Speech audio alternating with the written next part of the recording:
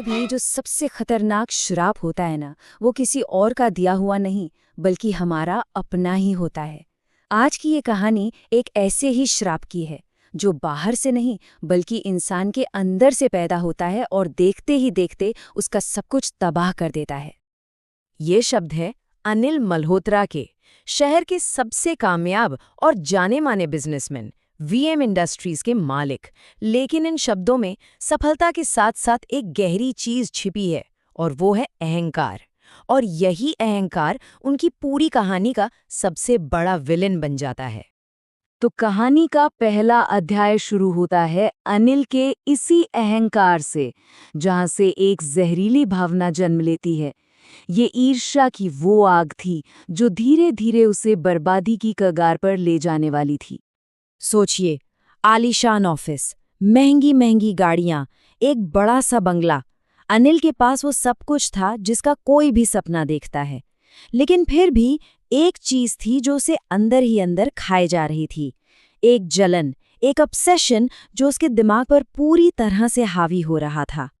और उसकी इस बेचैनी का एक नाम था, नमन अग्रवाल, उसका सबसे बड़ा कॉम्पिटिटर। जहां एक तरफ नमन की कंपनी एक के बाद एक प्रोजेक्ट जीत रही थी, वहीं अनिल के हाथ से बड़े बड़े कॉन्ट्रैक्ट फिसलते जा रहे थे। अब ये सिर्फ एक बिजनेस राइवलरी नहीं रही थी, ये अनिल के लिए एक पर्सनल लड़ाई बन चुकी थी। और जब मेहनत और दिमाग काम करना बंद कर दे, तो इंसान अक्सर अजीब रास्तों पर निकल पड़ता है। अनिल को अब लगने लगा था कि उसकी ये जो लगातार नाकामी है, इसके पीछे कोई लॉजिक नहीं, बल्कि नमन की लगाई हुई बुरी नज़र है। और ये अंधविश्वास उसे गहरे अंधेरे की तरफ खींच रहा था। और इसी अंधेरे में हताशा उसे एक ऐसे रास्ते पर ले जाती है जहां से लौटना लगभग नामुमकिन था। ये कहानी का वो मोड़ है जहां अनिल अपनी ही रूह का एक भयानक सौदा कर बैठता है। एक दिन उसका पुराना ड्राइवर गणेश उसकी बातों में आकर अनिल एक अघोरी से मिलने का फैसला करता है। कोई ऐसा जिसके बारे में कहते थे कि उसके टोटके कभी खाली नहीं जाते। और ये मुलाकात किसी मंदिर या आश्रम में नहीं, बल्कि एक शमशान घाट में होनी थी। जरा उस मंजर की कल्पना कीजिए। आधी रात का वक्त, चारों तरफ घना कोहरा और हवा में जलती हुई चिताओं की एक अजीब सी गंध। और इन सब के बीच बैठा है वो अघोरी, जिसकी आंखें अंधेरे से भी ज्यादा गहरी लग रही थीं। ये माहौल किसी के भी दिल में खौफ पैदा करने के लिए काफी था। अघोरी तो मानो अनिल के मन की बात पहले ही पढ़ चुका था। वो जानता था कि अनिल मदद नहीं, बदला लेने आया है। और इसके लिए उसने अनिल को एक रास्ता सुझाया, एक नजर का टोटका, एक ऐसा उपाय जो इंसानी दुनिया से परे अलौकिक शक्तियों से जुड़ा था। अघोरी ने शमशान की मिट्टी और चिता की राख से एक छोटा सा पुतला तैयार किया। नियम बहुत सीधे थे। नमन की फोटो पुतले पे लगेगी और उसकी किस्मत बर्बाद हो जाएगी। लेकिन इस सब के साथ एक बहुत ही अहम चेतावनी जुड़ी हुई थी। अघोरी ने साफ साफ कहा था कि अगर इस दौरान अनिल के मन में डर का एक कतरा भी आया, तो ये सारा जादू, ये सारी बुरी शक्ति पलटकर उसी पर वार करेगी। अपने अहंकार में चूर अनिल इस चेतावनी पर सिर्फ हंस दिया। उसे लगा, डरना तो कमजोरों का काम है। और अब कहानी अपने सबसे अहम मोड़ पर पहुंचती है, जहां अनिल की सबसे बड़ी जीत एक भयानक हार में बदलने की शुरुआत करती है। उसका बिछाया हुआ जाल अब उसी को फंसाने के लिए तैयार था। शुरू में तो सब कुछ बिल्कुल प्लान के मुताबिक हुआ। नमन का कारोबार डूबने लगा और उधर अनिल की किस्मत चमकने लगी। लेकिन फिर अजीब घटनाएं होने लगीं। एक रात उसके ऑफिस में रखा वो पुतला अपने आप हिलने लगा, और फिर उसे एक सपना आया जिसने अनिल की नींद उड़ा दी।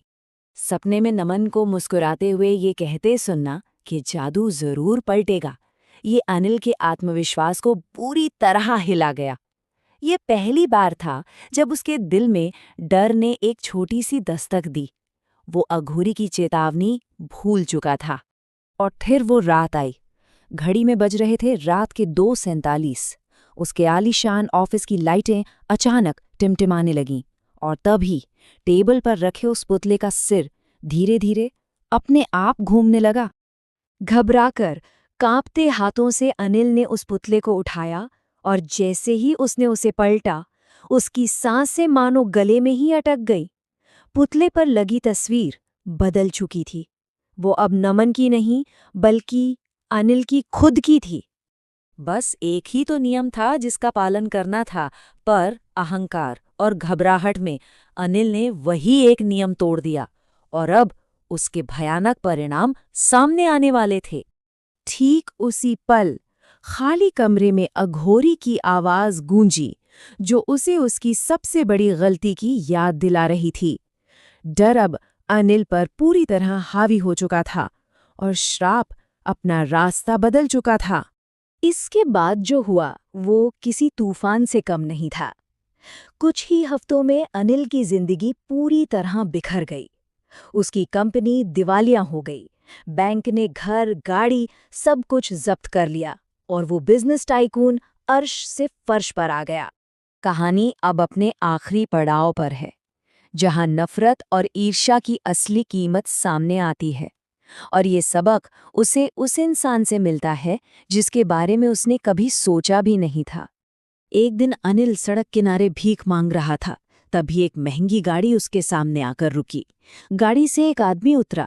अनिल ने सिर उठाकर देखा तो उसके होश उड़ गए।